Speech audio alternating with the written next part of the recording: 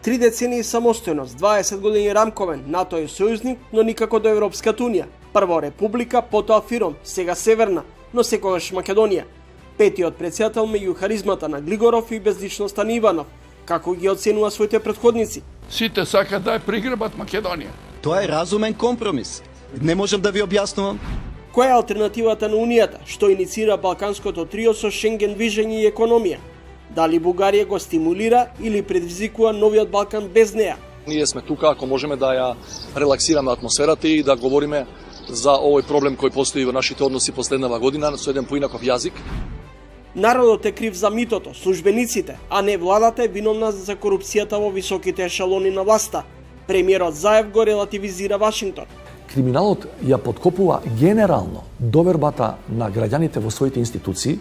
Во тој момент вие добивате пасивност или добивате бунт на улици, протести, или добивате пасивност, што е уште пострашно, бидејќи ако граѓаните се пасивни, вие имате политички елити на власт со многу мал, со минимален легитимитет. Пендаровски пред неполна година во првиот разговор за Трилинг. Пеколно е жешко, но во која фаза е Северна Македонија? Гледајте ТВ интервју со македонскиот председател Стево Пендаровски во последното издание на Трилинг за оваа сезона. Гледате ново издание на емисијата Трилинг. Во оваа пандемиска 2021 славиме 3 децении македонска независност. На 8 септември 1991 година македонските граѓани беа одлучни дека сакаат да живеат во самостојна држава. Почетокот беше со голем ентузијазам, но поминавме низ голем број на премрешја. Најпрво како Република Македонија, откако го отфрливме префиксот социјалистичка. Потоа бевме поранешна Југословенска република Македонија, поради спорот со Грција. Но откако го надминавме и проблемот со јужниот сосед, сега добивме и ново име – Република Северна Македонија. Поминавме низ голем број на ембарга, вета, бегалска криза. Голем број на премирешја. Во ова издание на Трилинг, кој е последно за оваа сезона, мој соговорник, а во пресрети на 2 август е председателот на државата Стево Пендаровски. Председател Пендаровски, од оваа временска дистанца, може ли да најдеме некаква и да изнајдеме поука од историските подвизи и промашувања? Јас мислам дека ако одиме и наназад во историјата од овој период кој ти го спомена, значи и пред 91-та, ние имаме, за жал, доста историски поуки кои требаше да ги апсолвираме до сега, ама не ги апсолвиравме. Постојат неколку од овие премрежја, како ги нарекуваш, во изминативе 30 години, кои не можевме да ги предвидиме. Например, спорот со Грција. Не можеме да предвидиме дека прво дека ќе трае толку многу и дека практично ќе не блокира при влезот во секоја меѓународна организација, тргнувајќи од најголемата, од ЮН, каде што одвај влеговме 93-та, помладите веројатно ќе се зачудат на тој факт. Во тоа време Република Македонија како Фиром влегува во ЮН една година по Босна, во која беснееше страшна војна, со огромна бројка на жртви. Што не можевме да го предвидиме. Ова сега најново, јас се надам нема да биде такво по пропорции, по длабочина споров со Бугарија што ги имаме и нема толку да трае. Меѓутоа исто така не можеш да поверуваш дека може да постои спор во која една земја членка на Европска унија и на НАТО вели ти не си македонец или не зборуваш на македонски јазик или пребриши се од историјата до таа и таа година и прими го комплетно нашиот историски наратив и стави го во вашите учебници. Тоа малкумина може да го поверуваат. Дека тоа постои на фонот на некои интелектуални па и политички дебати во институциите во Софија, постои со децении. Меѓутоа, дека Грција не сакаше да види Македонија на својот север е јасно. Меѓутоа, дека ќе оди до таму, да ќе противречи на волјата на американскиот председател Џорџ Буш во 2008 кој рече утре, 3 април, влегуваат во членство во НАТО Хрватска, Албанија и Македонија, и ти да речеш нема да влезат, ќе влезат 2, нема да влезе третава држава, тоа малкумина може да го предвидат. Значи имаме лекции. Тоа што и денеска ни се случува во случајот со Европската унија. Ние бевме убедени дека грото од земјите членки ќе издействуваат Бугарија да попушти, меѓутоа тоа не се случи. Не се случи заради механизмот кој е во ЕУ идентичен на механизмот за примање нови членки или за преговарање во НАТО. Значи, ако немаш комплетен консенсус, ти си практично блокиран. Тоа се меѓународни организации, особено ЕУ, кои се заради тоа бавни, кои заради тоа не испорачуваат брзо резултати, Државите кои се членки се демократии, се силни економии, посебно зборувам за оној постариот дел на ЕУ. Меѓутоа тоа е начинот на преговарање, тоа е начинот на прием на нови членки и тие механизми исклучително тешко ќе се менуваат во иднина, бидејќи гледам некои оптимисти кои веруваат и во таква опција. Затоа што и да го промениш механизмот за влез во Европската Унија, и за тоа треба целосен консенсус. Зошто постоеше стравување од да се признаат одредени промашувања при градењето на независната држава? Гледај, една од спецификите на секој политичар во светот, повеќе или помалку, е да ги глорификува своите така наречени успеси или реални успеси и да ги избегнува грешките дури ако се очигледно на негова страна или на страна на неговата политичка опција. Нашите политичари низ генерациите од 90 до денес не се воопшто исклучок од тоа глобално правило. Лошо правило, и тоа правило. Така што се зависи од човек до човек. Ако ги читаме малкуте мемуари што се напишани од Глигоров преку Андов до Денко Малевски, така неколку мина од оние кои беа во почетоците на кога се правеше македонската држава, тука можете евентуално да најдете критика за некои други, меѓутоа не и за опцијата од која биле дел. Ако зборувате со се уште живите актери, ги имаме, фала Богу, се уште живите актери од 90-91, кога се конституираше по прв пат независна македонска држава, и приватно кога разговарате со нив, тие имаат малку зборови на критика за себе си, многу повеќе критика за другата политичка опција или за другите политичари со кои работеле заедно во исто време, во истата институција. Така што можеме да зборуваме само од човек до човек, од поединец до поединец. Не можеме да генерализираме, но во принцип, за жал, постои тој инстинкт, нашите евентуални пропусти или она што не си можел да го предвидиш, да го антиципираш на време, за да се поставиш соодветно ако си бил на висока функција, да го ставаме по страна, да го минимизираме, да велиме да, имаше и такви работи, или допуштам дека имало и такви грешки на моја страна, меѓутоа другиот или другите направија многу поголеми грешки и така натаму и така натаму. Председател, рековте дека не можевме да предвидиме дека толку долго ќе трае проблемот со Грција, ни се случи косовската криза, примивме илјадници бегалци, но и тогаш не успеавме да го валоризираме тој. Јас сум разговарал со сите актери уште во времето кога беа живи, зборам пред се за Борис Трајковски во 99-та година и со Глигоров, кој се уште беше председател. Значи, веруете, ја мислам дека станува збор за мит. Не е точно дека нашиот државен врв тогаш не се обидел да валоризира, предпоставам, мислиме на побрза пруга кон НАТО. Ние ви овозможуваме од тука пристап, па дори имаше варијанти за копнена офанзива од наша територија, што ќе беше исклучително ризично, затоа што не знаевме како ќе реагира Србија под власта на Милошевиќ кон нас. Или може да предвидиме како ќе реагираше кон нас. Меѓутоа, за наместо тоа како компензација, вие да ни дадете брза пруга кон НАТО. Јас знам сигурно, бидејќи тоа ми го сведочеше Трајковски, председателот Трајковски, дека тој тоа експлицитно го побарал и државниот врв, не само тој, од генералот Весли Кларк. Тој со одмавнување на рака рекол, можеме да разговараме за тоа, меѓутоа ви молам за тоа, потоа сега ни е апсолутен приоритет да ја завршиме интервенцијата против Белград. Големиот Габриел Гарсија Маркес ќе напише: животот е како приказна, не е важно колку е долг, туку колку е добар.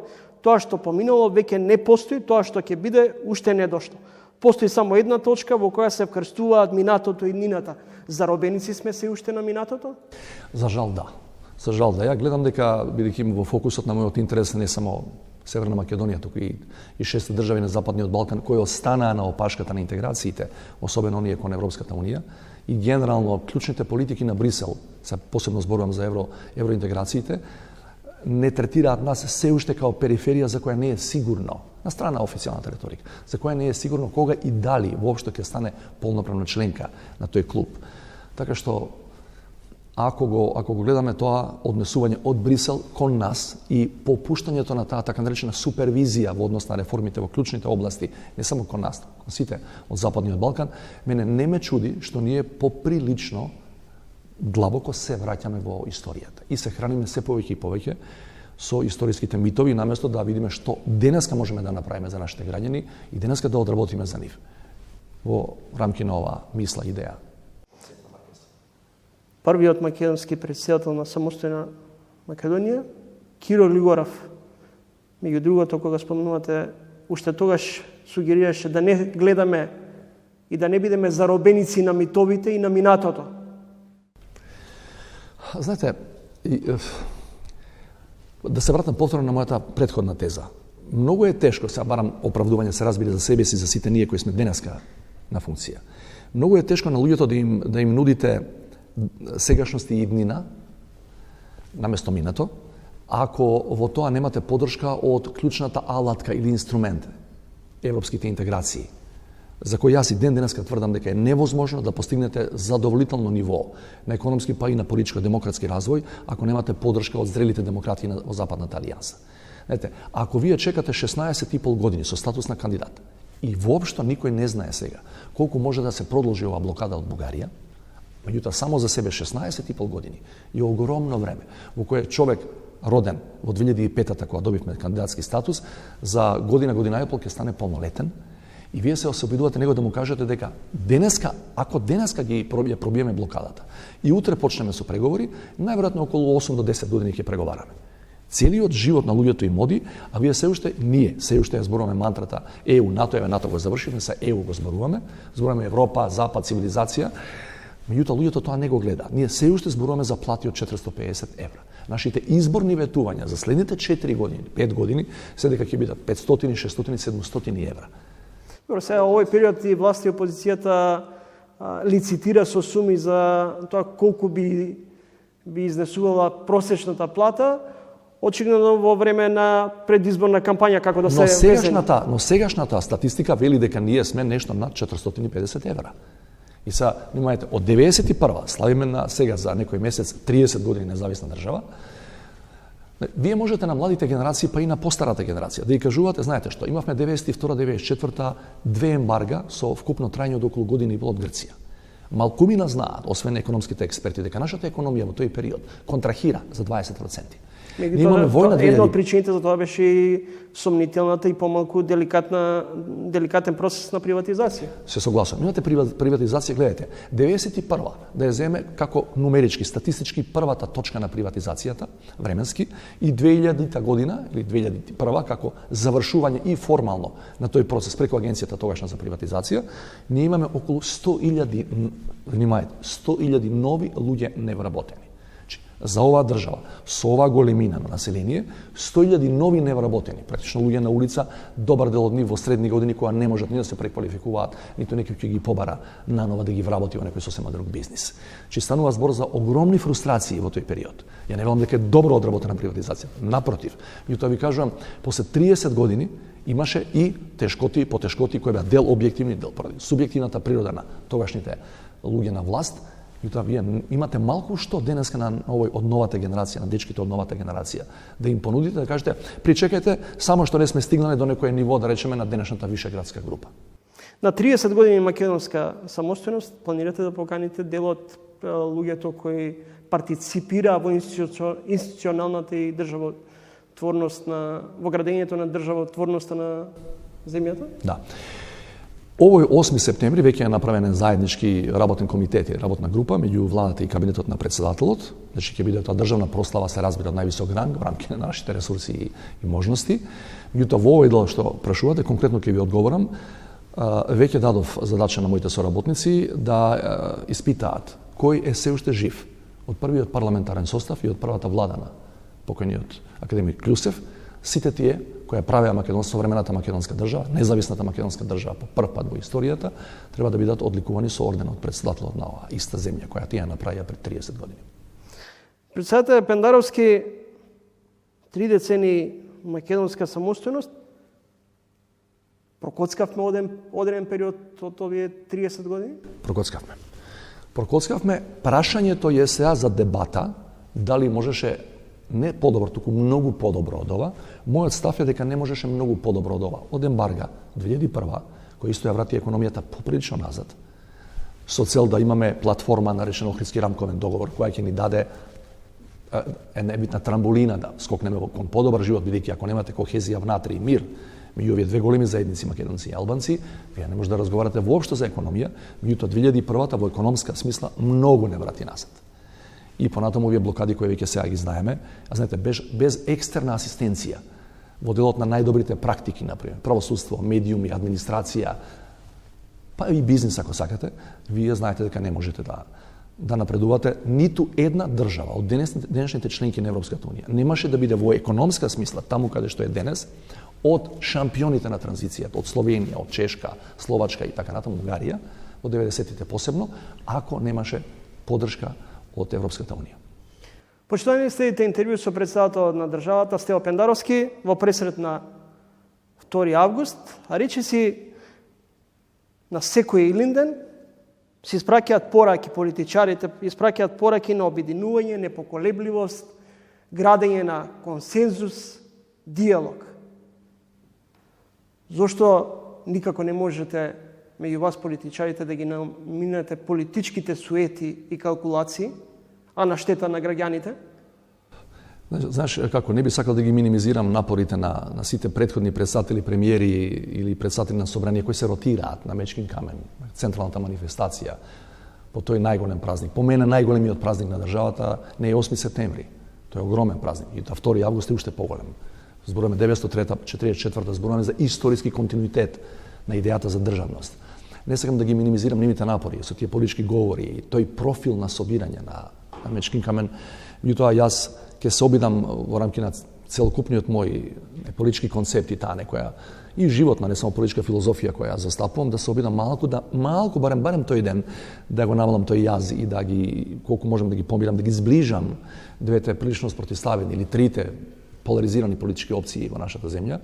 И оваа година јас нема да држам политички говор на Мечкин камен, ќе бидам таму, ќе запалам свеќа на панихидата во црквата Свети Никола во Крушево за паднатите херои на Мечкин камен и секаде во рамки на тие 10 на Крушевска република. Ќе положам венец на гробот на првиот председател на Крушевската република Никола Карев, се разбира, на Слива и на Мечкин камен.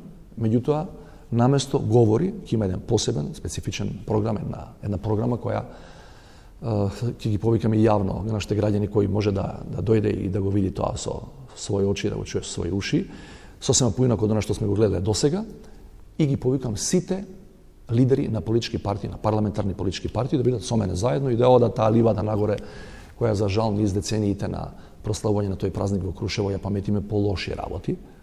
Значи ќе имаме на бината, да бидам прецизен околу тоа, на бината ќе го имаме армискиот оркестар, на бината ќе го имаме Никола Ристановски кој ќе го говори Крушевскиот манифест. Ќе го имаме нашиот виртуоз на гитара Владко Стефановски, ќе го имаме танец, ќе имаме албански ансамбл на народни ора и песни. Значи, имаме концепт, имаме сценарио, за кој ја мислам дека никој во држава не може да приговори да рече зашто е овој викнат, а не е тој викнат. Едноставно концепт или сценарио кој ќе сака барем у тие час и половина да ги прибрише разликите политички, па и меѓучовечки за жал, меѓу политичките актери кои се толку длабоки што ја мислам дека поприлично не кочат во нашиот нормален демократски развој. Ќе успеете за овој 2 август еден до друг да застанете со Заев, Мицковски, Села, Ахмети? Од мојот кабинет од пред 20 на денови веќе се упатени покани до сите овие што ги спомнавте и овие што не ги спомнавте. Постои 21 политичка партија во парламентот. До сите нив е официјално упатена покана, со сите нив е разговарано. Имаме потврда еден значаен дел од луѓето кои се поканети. Немаме потврда се уште за некој од нив. Меѓутоа на 2 август нашиот народ, нашите граѓани ќе можат да видат кој навистина со своето конкретно однесување, своето конкретно присуство на Мечкин камен ќе биде за овој концепт кој ја не го продавам да го усвои секој, и то за кој тврдам дека ако не се држиме до него, значи да ги забораваме тие псовки, клетви, најтешки можни квалификации за политичкиот опонент, јас тврдам дека тоа не враќа назад. Зборувавме за премрежјата, едно од најголемите премрежја и кочници, блокади за нашиот уште поуспешен развој, освен интеграциите, од кај што ни треба помош од зрелите демократии. Дај Боже да можеме да ги избегнеме блокадите, санкциите, конфликтот и така натаму. И овие сегашни блокади што ги имаме од ЕУ, меѓутоа еден од клучните фактори е немањето кохезија во државниот врв. Зборам за двете-трите клучни политички опции. За каква кохезија зборам? За кохезија од типот на ова. Вчера што го видовме во парламентот, кога конечно, после не знам колку години, усвоивме со колку 95 гласови декларација за односите со Бугарија. Речи си, последнија години постојано правиме некакво редефинирање на патриотизмот во државата. За некој патриотизам е економско заздравување и економски напредок, за други е земјата да стане членка на НАТО и Европската Унија. Кенеди рекол, не прашувајте што државата може да направи за вас, туку што можете вие да направите за државата. Што вие направивте за граѓаните? Што направи за граѓаните, ќе кажат самите граѓани кои ќе ми заврши мандатот. Се разбира, може да кажуваат и во текот на мандатот. И ја нивниот глас го слушам секојдневно, со тоа што ги разговарам со нив, ги примам тука, одам таму каде што тие живеат. Имам контакти со една широка лепеза на организации кои не се само од политичкиот спектар, туку и од невладиниот. И не знам колку сум успешен во тоа. Меѓутоа, факт е дека се обидувам председателската функција да ја спуштам на најниско можно ниво, не во морална и не во политичка смисла, туку во човечка смисла. Сакам да бидам што е можно поблиску, сакам да бидам еден од граѓаните. Нешто слично што практикуваше председателот Трајковски? Па нешто слично, меѓутоа Трајковски не успеа до крај да го оствари тој концепт, затоа што имаше прво бегалска криза и сериозен безбедносен проблем на границите со неколку бегалски кампови, кога не беше можно вие да одите да ги посетувате луѓето како ништо да не се случува на северната граница. Се случуваше бомбардирање од 2,5 месеци и подосна сите тие рецидиви од тоа во регионот генерално и нашиот конфликт 2001. Така што он знаеше често да каже дека со бегалската криза и со нашата 2001 со конфликтот практично му беше изеден мандатот кој сакаше да го посвети на граѓаните што е можно повеќе. Представете да преминеме на темата поврзана која што е и во вашиот домен, меѓународната политика. Ако во 90-тите се водеше политиката на еквидистанца, што е приоритет на председателот Пендаровски? Да води интензивен диалог со соседите, неоптоварен со минатото, а фокусирајќи се кон нината, но при тоа велите да, ние сме за ЕУ, но не по секоја цена. Не ни треба ЕУ ако ни го оспоруваат јазикот, идентитетот. Знаеш, тоа се два дела факт практично во оваа теза која ти се обиде да ја споиш во една. Значи, дали ние треба да имаме проактивна политика и да имаме динамичен однос со сите 5 соседи, сега се 5. Нас проти еквидистанцата во времето на Глигоров, на тогашните 4 соседи. Ја не велам дека Глигоров немаше одредени историски реминисценци на таа тема или наслаги кои го тераа да постапува така. Конечно имавме војна во Босна, имавме во Хрватска, имавме крвав распад на Југославија во тие 90-ти кога тој беше председател и веројатно историскиот, па и актуелниот политички рефлекс му велеше дека тоа е најдобрата можна варијанта. Бидејќи како се велеше во тоа време имаме 4 волци околу нас и секој од нив сака да не проголта. Се разбира, завршија тие работи, Дејтон се потпиша, 99-та бомбардирањето на Косово заврши, практично србите беа истерани од Косово. 2001 ние имаме Охридски рамковен договор, после таа серија мировни договори. Практично регионот навлезе во една помирна фаза на градење на мирот, повторно така да кажам, и еквидистанцата беше практично еден концепт кој не беше во синхронизација со времето во кое тогаш живеевме. Значи, наместо еднаква далечина од соседите, мора да бидеме еднакво блиски со сите соседи и сака една се тоа малце по-специфично, бидејќи ние имаме внатрешна, специфична меѓуетничка структура, а например на северот ги имаме Косово и Србија, и двете држави ги признаваме, и мораме да внимаваме да правиме добар баланс, бидејќи ако претежнеме повеќе кон едната страна, другата ќе се најлути. Ние ден денеска, генерално регионот имаме проблем да направиме регионална иницијатива, во која би партиципирале сите 6 западно-балкански држави, пред се заради нерешениот меѓународен статус на Косово. Видовте вчера и завчера овој поранешен мини Шенген, сега, како се нарека, отворен Балкан, исто така има само 3 држави се уште. Само половина од 6 на Западниот Балкан партиципираат тука, ако треба партиципираат сите. Бидејќи тоа е една океја идеја, благородна идеја, која се бави со зборува за отворени граници и за подобар живот на сите кои живееме овдека. Ја велам често на преспа форумот го споменав тоа. Тоа веројатно беше изненадување за странците, меѓутоа не и за луѓето кои живеат во регионот. Велам, ние сме 18 милиони луѓе на Западниот Балкан, на хартија. Во пракса не има 4 милиони помалку. Председателе, денове, вчера поточно, се излезе со идејата за тоа што и вие споменате, отворен Балкан. Дали отворен Балкан може да биде алтернатива за Европската Унија, имајќи во предвид дека во блиски иднина нема знаци дека регионот ќе стане дел од европската приказна и дали всушност и регионалните лидери всушност сваќаат дека далеку е Брисел за Балканот. Знаеш, јас бев еден од првите, ако не баш првиот, кој изрази јавно резерва кон таа иницијатива која беше прв пат промовирана пред колку година и пол во Нови Сад, ми се чини, на првиот самит на оваа тројка. Прашувајќи прецизно не само нашиот премиер Заев, со кој имаме честа комуникација, тука и другите двајца, дали е ова замислено како алтернатива на ЕУ, бидејќи ЕУ објективно, од различни причини, постепено не заборава. Да не забораваме, ние сме блокирани од Бугарија. Албанија е исто така блокирана од други држави, од различни причини, меѓутоа и Албанија не преговара се уште. А е веќе и таа 30 години во својата посткомунистичка транзиција.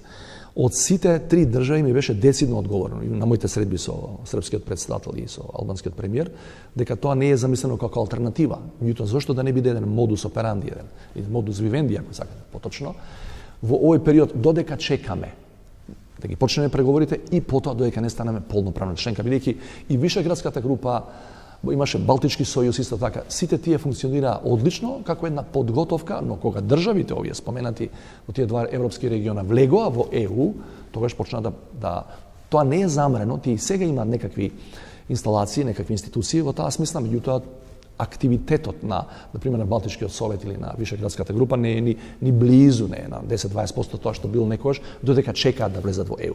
Значи, сега Отворен Балкан е одлична иницијатива. Јас навистина очекувам и другите три држави од Западен Балкан тоа да го препознаат час поскоро и да се приклучат. Меѓутоа, ја би бил прв против Отворен Балкан, независно од неговото примамливо и атрактивно име, ако тој е навистина замислен како алтернатива на ЕУ. Овој дел пред рекламите ќе го заокружам со она што се пласираше како информација од Вашингтон, а тоа е дека очигледно ќе биде потребно прекројување на границите за да се деблокира или реши српско-косовскиот проблем. Дали на повидок е повтор на Балканот да прерасне во можно буре барут? Не, знаете, значи станува збор за... Што значи дека ова не е само теза на словенечкиот премиер Јануш? Станува збор за две иницијативи. Значи, прво не знаеме дали е ова последниот non-paper, дали е воопшто поврзан со словенечкиот премиер. За тоа немаме докази. Меѓутоа, независно од кога е ова нова иницијатива потекната. Станува збор за две иницијативи или размислување или концепти кои се временски различни. Еве што е разликата. Првиот предлог дека како една од опциите за евентуално можно решение на тој јазол меѓу Белград и Приштина е и прекројувањето на границите, дури и она погрозна иницијатива за размена на луѓе и територии. Меѓутоа тоа беше во времето на администрацијата на Трамп. Таа изјава на пресконференција во Вашингтон ја спомнува Џон Болтон, на советникот за национална безбедност тогаш на Доналд Трамп, и овде на теренот практично низ многуте своји посети во Белград и во Приштина и наоколу, не само таму, ја промовира Гренел, американскиот амбасадор во Берлин во тој период исто така. Со промената на администрацијата во Вашингтон, не велам дека тогаш тоа било единствена опција, меѓутоа факт е дека јавно беше презентирана како еден од модалитетите за можно решение. Меѓутоа со промената на новата на администрацијата во Вашингтон, луѓето што се околу Бајден и самиот Бајден децидно ја отфрлаа таа идеја. Второ, Европската унија минатата година го назначи амбасадорот Лајчак за нивни специјален представник за разговорите Белград-Приштина, бидејќи не ги води формално, не ги води Вашингтон, туку Брисел, преговорите меѓу Белград и Приштина. Лајчак најмалку 10 пати рече дека таа идеја воопшто не може да се најде на маса, бидејќи анахрона и практично нема битен фактор во меѓународната заедница денес од двете страни на Атлантикот кој би ја прифатил и би ја поддржал како едно од можните решенија. Инаку знаете дека јас пред 2 години бев првиот, па веројатно и на целиот континент, не само на Балканот, кој говорев против таа идеја и затоа добив истиот ден жестоки реакции од некои познати националисти во нашиот регион. Почитувани гледачи, следите интервју со претседателот Стево Пендаровски. По кратката пауза за реклами продолжуваме со разговорот.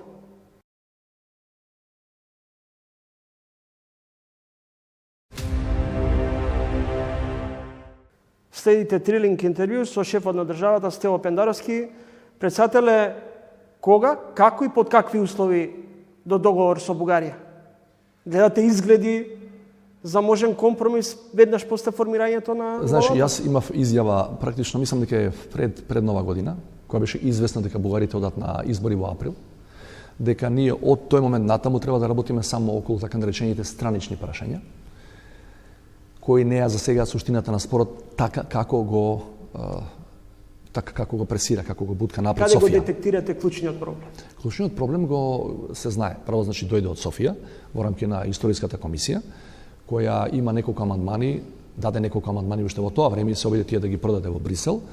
Првиот, да парафразирам, првиот од тие е дека ние мораме во историската комисија да потврдиме и потоа да ставиме во историски учебници дека пред 44-45 сме биле етнички бугари, потоа сме станале македонци. Вториот нивни предлог, преточен на писмено во амандмани е отприлика, велам, околу јазикот дека пред 44-5 бил тоа дијалект, нашиот македонски јазик бил дијалект на бугарскиот, и третото е околу малцинствата, дека ние би требало да не само да изјавиме дека не постои македонско малцинство во Бугарија, туку да таа формулација ја испратиме до сите меѓународни организации, вклучително и во Советот на Европа, што да кажеме ако утре, задутре, некои организации за човекови права или некои поединци, например, од Република Бугарија, се побунат околу нивниот статус и третман во таа држава, од својата држава, тогаш вие нема што да расправате, бидејќи Северна Македонија има декларирано дека таква работа не постои, така што нема уште да ги третирате тие џабе што тие зборат дека евентуално се тамо етнички македонци, тоа вас не треба да ве засега, бидејќи државата, матицата, демек, вели дека таква работа не постои. Че тоа се три апсолутно анахрони работи не на 21 век, ја мислам на 19 век се анахрони. Знаете, концептот на човекови права не е во последните 30-40 години. Тоа е од антички времиња. Че ти да се декларираш така како што се чувствуваш. Сосема небитно дури од тоа што навистина говори твоето семено стебло. Јас се чувствувам денеска као македонец. Точка. Завршена работа. Че нема простор за никаква дебата. Значи, невозможно е историска комисија, формирана со договор од 2017, во 21 век, да утврдува етничка припадност на цар Самуил, или не знам кој друг, пред 10-11 века. Значи, кога год се обидувам на некој од моите европски соговорници или американски да им објаснам како што велите вие сега, вие сте од тука и знаете што е проблемот. Балканци сме, за жал, се навикнавме на вакви работи. Што е точно проблем? Што точно бараат од вас? И кога ќе го зборувам ова, велат, не може да биде ова. Веројатно е нешто друго ова прашање. Не им се верува дека е, ама баш ова, барањето. Гледате, во третава точка, за првите две, мислам дека сме најасни. Зашто е невозможно да имате таква декларација? Третава точка, за малцинството таму. Станува збор за човекови права, човекови слободи и права. Ако некој поединец од денешна Република Бугарија сака да ги побара своите права во Страсбург или било каде, или пред некоја меѓународна невладина организација која се бави со тие работи, сосема е небитно што било која друга држава во светот вели, затоа што тоа е индивидуално право. Значи, еве ја, некој друг од тука да е доволно луд, да декларира, да, тоа е така, еве, јавуваме од цел свет, не барете такви работа, македонци нема нигде на светот. Тоа парче хартија нема да вреди 5 пари, затоа што е најбитна волјата на тој конкретен поединец. Што може во тој дел евентуално да се направи? Значи, она што го пише во договорот, она што го пише и во некој други договор, пише во Преспанскиот договор, го пише во нашиот устав, на кој му ставивме амандман 92 година во јануари, на барање на тогашна Грција, како да засилиме, ама да не се мешате ние во внатрешните работи. Правило број 1 од Повелбата на Обединетите нации. Државите не смеат да се мешаат во внатрешните работи на други држави. И уште една реченица плюс, државјаните на Северна Македонија се моја грижа, се наша грижа, на нашите институции. Државјаните на Бугарија се грижа на бугарската држава. Така што не можеме ние од тука и да сакаме, немаме право според меѓународното право, да сакаме, а не сакаме, и да сакаме да се мешаме во внатрешните работи, тие комотно може да ви кажат што се мешате вие, бидејќи овие се наши државјани. Државјанството е правна спона, контакт меѓу поединецот и државата. Поединецот треба да ги почитува законите на државата, државата, бидејќи е државјанин, нејзин мора да го штити и внатре и надвор. Председател Пендаровски, пред неполна година кога разговаравме, тогаш бевте категоричен дека Софија нема излезено од времето на живковизмот, тогаш актуелно беше триото Радев, Борисов, Захариева. Гледате ли прозорец на можности сега со новата влада? На ова прашање, за деблокада. На ова прашање можам да ти одговорам само од кога ќе го видам составот на новата бугарска влада. Значи, јас што размислува председателот Радев знам, бев со него. Го кажав тоа на македонската јавност. Станува збор за еден човек кој си ги штити бугарските национални интереси. Та нема никаква дилема, никој околу тоа. дури и вака формулирани, како што пред малку ги кажувавме, меѓутоа има разбирање за достоинството и за образот на соговорникот. Тоа со претходната бугарска влада, со Борисов и со Екатерина Захариева, да не зборам за Каракачанов, не го имавме доживеано.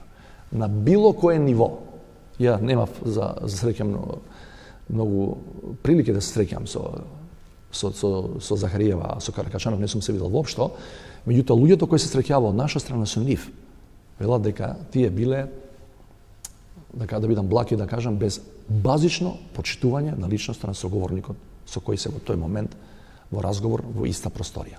Така што јас се надевам дека следната бугарска влада, особено ниот нов премиер, да видиме кој ќе биде, прво да видиме дали ќе направат влада, или ќе постават такви варијанти да се оди на нови избори на есен, и кој ќе биде нивниот нов министер за надворешни работи. Значи меѓу редови дека и оваа година може да биде испуштена за Северна Македонија во делот на отпочнување на преговори. Може да биде биде предвид дека следуваат избори за претседател во Бугарија, а веќе идната година имам избори во Франција. Јас разговарав со нашите француски колеги, ако ви интересира, они го преземаат претседавањето од 1 јануари потоа, следната година, меѓутоа била независно од нашите избори за претседател, официјалната реторика е таа на франската држава во моментов, независно од нашите избори во мај месец до година, ние имаме намера да го туркаме, да ја туркаме интеграцијата на Западниот Балкан, на овие две држави, Северна Македонија и Албанија, кон Европската унија, независно што имаме претседателски избори. Сега тоа практично ќе видиме како ќе се одвие, дали ќе биде точно, меѓутоа ако зборуваме за периодот до нова година, сега во рамки на словенешкото претседателство, има две групи на информации кои доаѓаат и кои дневно се менуваат од Софија. Првата група вели дека е можно да се изгласа новата бугарска влада до 15 август и тогаш независно од претседателските избори во Бугарија, мислам дека можеме со идентификувани соговорници да влеземе во сериозни разговори, као две рамноправни страни и да го решиме тој проблем. Во првата наредна прилика, јас мислам дека тоа ќе биде октомври, кога е самитот Западен Балкан, Европска унија. Да не чекаме декември. Меѓутоа, втората група информации вела дека е можно, овие 4-5 партии кои сега преговараат, сите, практично освен ГЕРБ, дека тука има некакви искричења меѓу нив и дека можеби нема да може да се договорат. Ако е тоа така, тогаш ќе одат тие на двојни избори на есен, најверојатно во октомври, и претседателски и парламентарни по трет пат. Да се префрлиме на домашен терен, борбата против корупцијата и криминалот е ако гиби. Гониш и апсиш и своите кои го кршат законот. Мора да има системски, а не селективен пристап. Ова го кажавте во интервју за Трилинг во ноември минатата година. Дали всушност ова и порака до премиерот Заев, кој на некој начин се обидува да го релативизира, да ги релативизира пораките од Вашингтон во битката со корупцијата и криминалот? Не знае зашто не, затоа што Вашингтон, ова што ти го спомнуваш, е извештај од пред неколку недели. А интервјуто кај тебе моје беше пред година дена. Што се случи? Не, тоа е нешто драстично? Драстично не. Се разбира дека не. Ја не можам да ја бојам во различни бои стварноста која сите ја знаете. Не треба претседателот на државата да ви кажува дека е мед и млеко. И знаете дека не.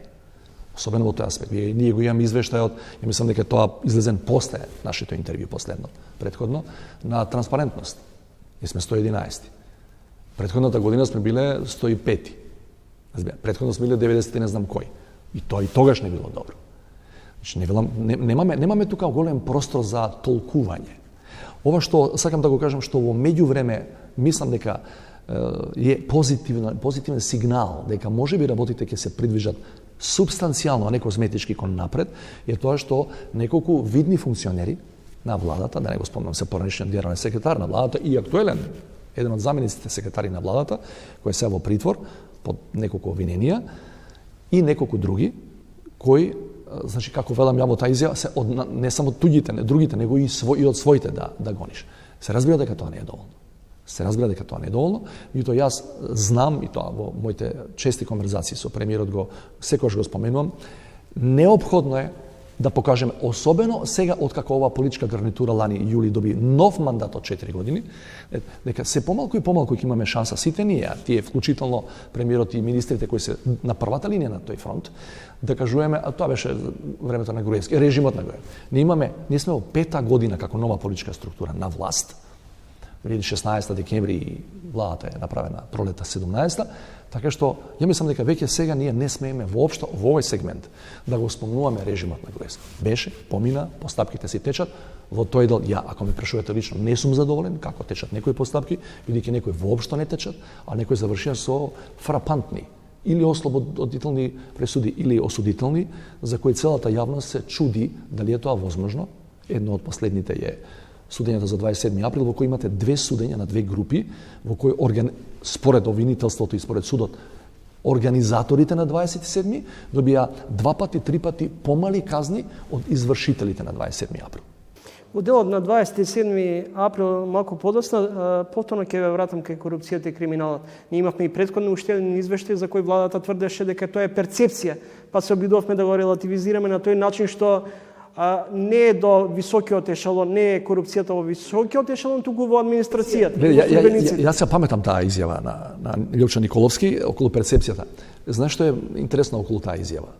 Транспарентност стварно мери перцепции, ама перцепцијата е лоша за корупциите кај нас. Значи, транспарентност ги прашува бизнес заедниците во најголем дел, експерти невладени така натаму, сите што се бават со тоа, не прашува нас, функционерите. Вели, како ви се чини? Знаете за некој случај во кој таа и таа работа се случила, ви барал некој мито и така натаму. Значи, не зборува за конкретни случаи и судската пракса. Стварно мери перцепција. Ама многу е лоша перцепцијата. Ако сте 111 на светот, многу е лоша перцепцијата. Значи, да не се расправаме околу квалификацијата, би се концентрирал на местото. 111 место не е за фалење. И мислам дека е добро во однос на овој извештај на транспарентност. Тоа што владата направи средба со раководството на таа организација, со антикорупцијска и со овие сите други, како ги нарекуваат, стейкхолдери, значи луѓе кои имаат некаква надлежност или се прашуваат за нешто во таа област, борбата против корупцијата, изготви акционен план и се разбира, секој ќе рече се доста ни од хартии и од документи више, меѓутоа добро е и тоа мислам дека се случува по прв пат. Кога ќе даде извештај транспарентност, до сега не паметам дека некоја влада ги повикала и им рекла, кажете сега кај се слабите точки. Мислам дека до сега не беа ни повикувани или невладините организации или експертите во таа област, така што е еден добар знак дека владата сака и низ соработка со невладиниот сектор да направи некаков пробив на тоа поле. Јас мислам дека наредниот извештај на транспарентност, тоа ќе биде еден битен ориентир и да го надминеме спорот со Грција, дај Боже, што побрзо, ќе биде со Бугарија, толку долго траеше да Грција не се уште во главите, и да го надминеме спорот со Бугарија, ако тука киксираме, да преведам, ако не бидеме подобри од извештај и на другите организации, например во извештајот на State Department, кој исто не е, сјаен за нас, ако не бидеме подобри, тука ќе имаме блокада од некоја друга земја членка на Европската унија. Значи, нема да биде доволно да го решиме спорот со Бугарија. На ова прашање, верували или не, значи тоа 10 години наназад се покажува како клучно за тоа дали некоја држава ќе влезе или нема да влезе во Европската унија. Представете 25 години вкупно за организаторите за упадот на 27 април во законодавниот дом, Јанакиевски, Ристовски, Велјановски, Анастасовски, меѓутоа меѓу нив не е ни бегалец од Груевски. Дали е задоволена правдата? Прво, треба да бидеме внимателни со термините, дали овој пат е задоволена правдата, бидејќи постои втор степен. Ја би сакал да видам и апелација што ќе каже за овие најавени жалби од одбраната на првостепените одлуки. Зборам за втората група. Знаете што е интересно? Значи, ја не можам да влезам во спорот, бидејќи немам детали. Не би било и добро да влезам во спорот и да изигрувам судија наместо судијата. Меѓутоа, многу е тешко вие да утврдите конкретната вина на овие наречени организатори за 27, ако го немате оној кој во самото обвинение е споменат, па и во пресудата, главниот организатор. Многу е тешко ако го немате Груевски на обвинителна клупа, да го решетаат и адвокати, и обвинители, и судијата, да го распраша за... Ние не сме од вчера и ние не сме паднати од Марс. Ние знаеме како, по еден војнички принцип, беше устроена таа партија во времето на Никола Груевски. Дека тамо не можеше банална работа да се заврши, ако тој не дадеше зелено светло. А не пуч, влегување во собрание и обид за насилно рушење на уставниот поредок или недавање на мирен трансфер на власт. Штом го немаш тој човек тука, не го ни судиш во отсуство, тој не е ни суден во отсуство. Ако се врати, доправа ќе го судат, практично го немаш клучниот актер, според обвинението и според судот, и според оно што ние го знаеме како луѓе кои живеат овде, се родени и живеат овде, значи ако го немаш тој, јас мислам дека тешко ќе ја употполниш целата слика. Тоа е едната работа. Второ, во делот на она што работеле другите тројца функционери што ги спомнуваш, не можам да бидам дециден ни близу. Меѓутоа бев пратеник и на тој критичен ден и бев и во пред салата и одвај спасивме жива глава кога влегува хулиганите и насилниците и знам што правеше Трајко Велјановски. Јас се надам, не дам квалификација, се надам дека апелација ќе го цени и тој аспект на кој ми беше укажана од некој од бранителите на сега осудените. Дали Трајко Велјановски е суден и доби колку 6,5 години затоа што не постапувал деловнички или затоа што ги организирал луѓево насилниците да влезат внатре да тепаат, Зијадин Села, Зоран Заев, тебе, мене, сите што бевме таму. Значи, ако се работи за лоша примена, свесна, несвесна, на деловникот, многу тешко можеш да го подведеш под квалификацијата рушител на уставниот поредок или терористичко здружување за насилно рушење на уставниот поредок. Значи, И натаму ја проблематизирате квалификацијата терористичко. Знаете што? Значи, не, јас проблематизирам другата квалификација. Значи, тие луѓе, ни реторички, ни новинарски, не смеат да се нарекуваат терористи. Постои сосема друго кривично дело во кривичниот законник, наречено тероризам. Овие се Зашто и господјата Кацарска го зборуваше кај мене во трилинг. Да. Значи, тоа е, јас зборувам за правната квалификација.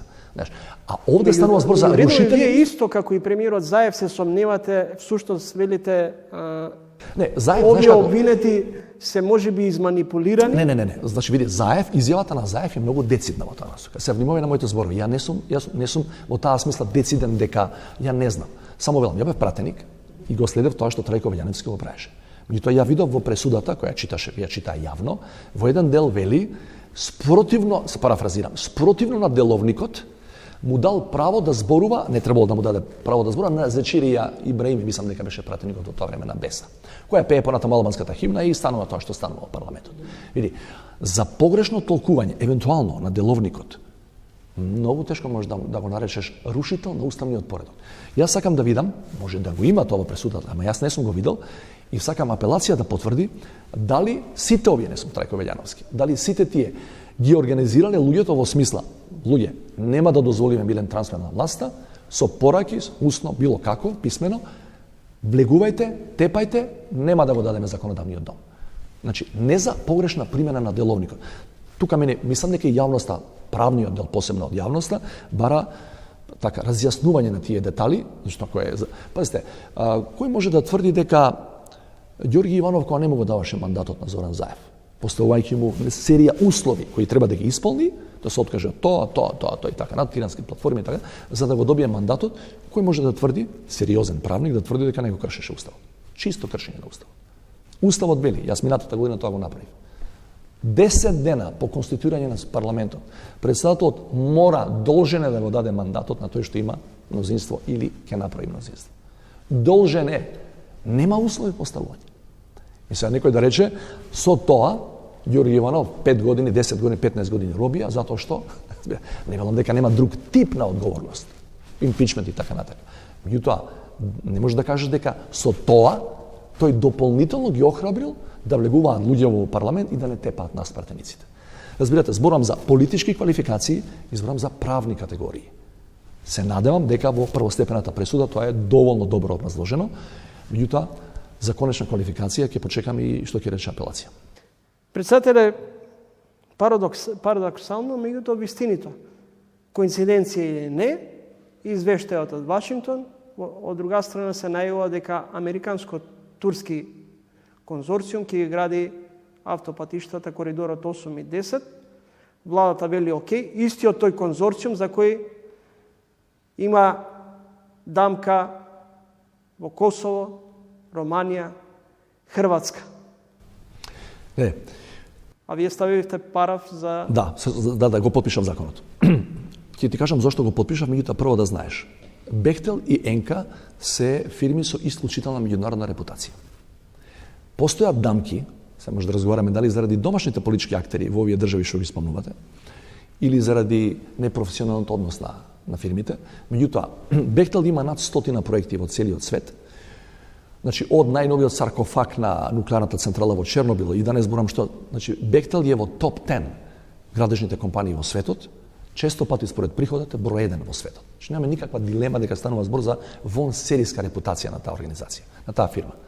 ЕНКА, кој патем кажано на нашите луѓе, не знам дали го знаат, тоа ја има основано пред многу години еден скопјанец, Шарик Тара, роден во Скопје пред многу години, почина за жал пред некоја година, е еден од гигантите на турската градежна индустрија. Зошто да не должам и да не кажам сите детали? Зошто го потпишав? Значи, прво, затоа што се работи за две фирми со неспорна репутација, кои има 99,999% успешни проекти и вакви потврдувања, се разбира. Меѓутоа, прашањето од кого дошло најмногу тоа потврдување. И второ, битно, во законот кој го потпишав, указот за законот кој го потпишав, стои дека ќе има владата дополнително ќе формира преговарачки комитет кој ќе треба да ги утврди сите детали на овој договор кој е прилично начелен. Че вие ќе бидете, меѓутоа, колку ќе чини километарот, кај ќе има мост, кај ќе има, не знам, инфраструктура пратечка, тоа ќе дополнително ќе се договара. И владата вели дека во тој преговарачки комитет ќе вклучи и граѓански организации. Че нема само министрите да преговарат. И конечно, тоа што ќе го договорат со Бехтел и со ЕНКА, како преговарачки комитет, ќе го стават на увид на јавноста и вели може, во законот стои, може и да не се согласиме, нема да важи договорот. Значи, ова не е конечен договор.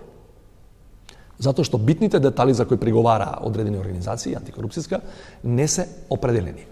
И јас имам намера во наредниот период, кој ќе се формира тој преговарачки комитет, да му предложам на премиерот и на надлежните министри, во тој преговарачки комитет да влезе, например, и председателката на антикорупцијска комисија. На крајот, председателе, вие младите ги стимулирате да заминат од државата. Неодамна рековте да не бев председател и јас ќе си иселев од државата. Ќе останат млади во државата или ќе бидеме држава на старци? Ни следува и попис. Ни следува попис и јас сум го рекол тој неколку пати. Ние сите се плашиме ќе се плашиме додека ги чекаме резултатите. Нема ни еден од не само политичарите, граѓаните кој е спокоен, чекајќи да види што после 30 септември ќе излезе како бројка, да видиме колку малку сме останали во државата. Еве го контекстот. Ја тврдам дека е тоа, за жал, предоминантно размислување, код на резонирање на младата генерација. Ако ти, и во тој контекст и беше кажано на таа меѓународна конференција во Нови Сад пред 2 години, поставено беше прашањето да е на млад човек. Што ни нудите, вели? Кои се перспективите? Што мислите? Пазите, ние сега во моментов не знаеме колку може да трае бугарската блокада. Ја као председател, Заев као премиер, не знаеме до кога може. Никој 92-та, 3-та, 5-та не знаеше дека ќе треба преспа 2018 да се подпишува. Никој не веруваше. Што четврт век ни помина во тој македонско-грчки спор. И сега, ако ти не еден млад човек му велиш, останете овде, имате одлични шанси за напредок, имате плата од 450 евра, не треба да подпишувате партиски книжки за да се вработи, така натаму и така знаеме како се прати и работи, во најголем дел. Останете, само што не сме почнале да преговараме со Европска унија. 17-та година чекаме со статус на кандидати, ама само што не се. Ако ќе почнеме, некоја методологија нова, француска, германска, твоја, моја, може па да излезе, али за едно 10 години ќе завршиме. Кој е луд да чека 30-40 години, оваа држава конечно да има 1000 евра просечна плата и да има шанси за пристоен живот. И за формира семејство, да има кариера овде. Од тој аспект велам, ако ова е тоа што го нудиме ние на младите, а за жал се уште го нудиме после 30 години независност, ја кога би бил на 20 или 25 и кога не би бил председател, не би чекал ни секунд, затоа што овдека нема перспектива, објективно. Што е спорно? Ништо. Толку логично е. Председател Пендаровски, ви благодарам за издвоеното време и за интервјуто. Каде на одмор после 2 август? Охрид. Ви благодарам. Почитувани гледачи, тоа беше председателот на државата Стево Пендаровски. Со ова интервју закружуваме и ова издание на Трилинг, кое е последно за оваа сезона. Новата сезона на Трилинг почнува веднаш по 8 септември. До тогаш довидување и се гледаме повторно за месец дена.